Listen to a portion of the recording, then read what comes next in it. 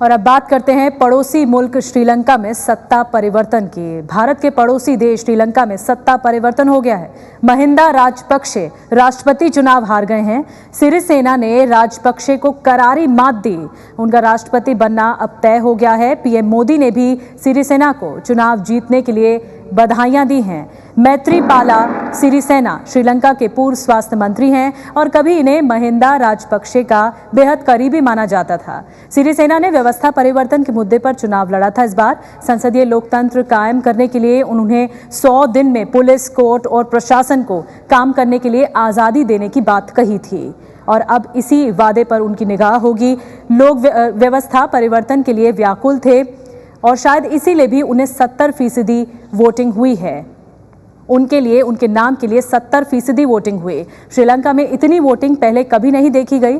महिंदा राजपक्षे 2005 से ही श्रीलंका की सत्ता पर काबिज हैं। तीसरी बार राष्ट्रपति बनने का सपना उनका पूरा नहीं हो सका। हालांकि उन्होंने अपने प्रचार के लिए सलमान खान, जैकलीन फर्नांडिस, आपको याद होगा सलमान खान गए थे श्रीलंका में प्रचार करने महिंदा राजपक्षे के पक्ष में और उन्हें बुलाया भी था, जिस पर विवाद भी हुआ था भारत में। लेकिन सलमान भी राजपक्षे को जिता नहीं सके।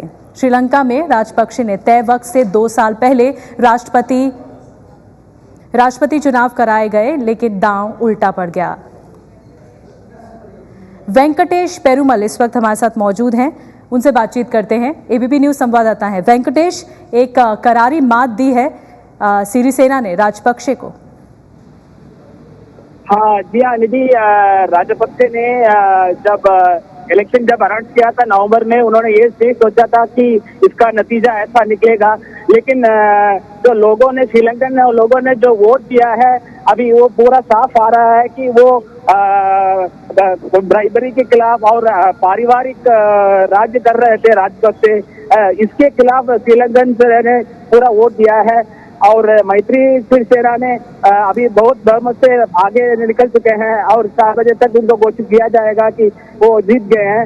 लेकिन ये जो पूरा देख के ऐसा लग रहा है कि पूरा श्रीलंकन जनता जो वोट दिया है वो पूरा पारिवारिक जो राज्य कर रहे थे राजपक्षे, उसके खिलाफ वोट दिया है।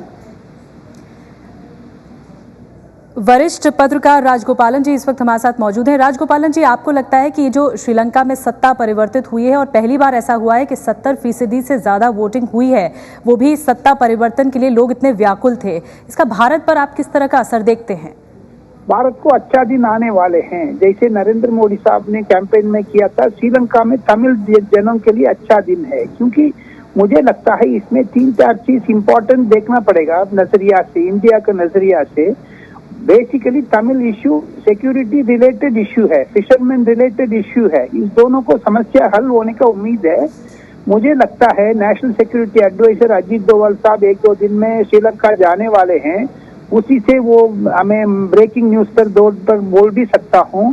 उस समय पर नरेंद्र मोदी साहब का माइंडसेट क्या है करके, लेकिन हम समय समय पर देखते रहे हैं कि तमिलनाडु की सरकार और केंद्र सरकार के बीच में इस मुद्दे को लेकर, तमिल इशू के मुद्दे को लेकर लगातार खटास रही है और तनातनी रही है, जिसका खामियाजा केंद्र सरकार को भुगतना भी पड़ा है कुछ मुद्दों पर, तमाम मुद्दों पर जो पहले हमने देखे।